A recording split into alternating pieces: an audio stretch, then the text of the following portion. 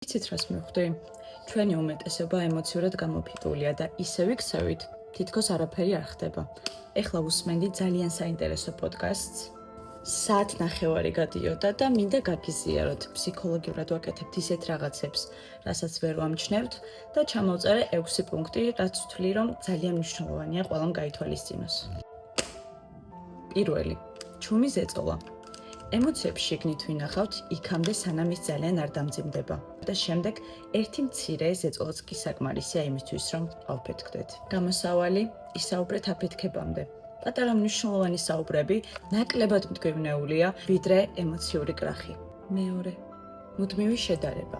ჩვენს ცხოვრებას, მსხეულს, ფულს, წარმატებას სხვებს იმდენად ვადარებთ, რომ წყვეთ საკუთარი ცხოვრებით ტკბობას. გამოსავალი ფოკუსირება პროგრესზე და არა კონკურენციაზე. ჩვენ მხოლოდ ადამიანების მთავარ მხარეებს ხედავთ და არა მათ რეალობას. მესამე, ყალბი თავდაჯერებულობა.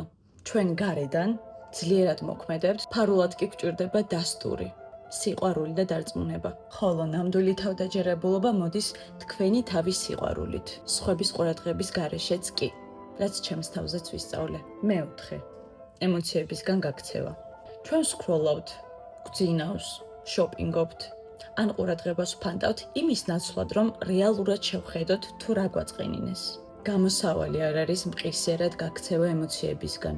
თავარია, ერთი წუთით მაინც დავჩეთ ჩვენს ემოციებთან, რადგან სწორედ ეს უფრო სწრაფად კურნავს ტკივილს.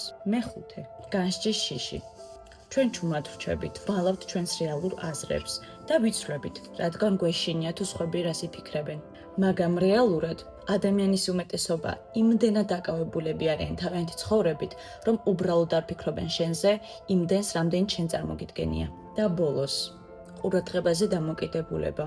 მით უმეტეს ჩვენს ეპოქაში, სადაც ინტერნეტის ბუმია, ჩვენ იმდენად ვეჩვევით მოწონებებს, ლაიქებს, ყურადღებას, გამოხმაურებას, რომ დუმილი პირადულ შეგრძნებებს იწვევს. და გამოსავალი არის, რომ შევქმნათ ცხოვრება, რომელიც იგრძნობა კარგად პირადულად და არა მხოლოდ მაშინ, როდესაც ადამიანები მასზე საჯაროდ რეაგირებენ.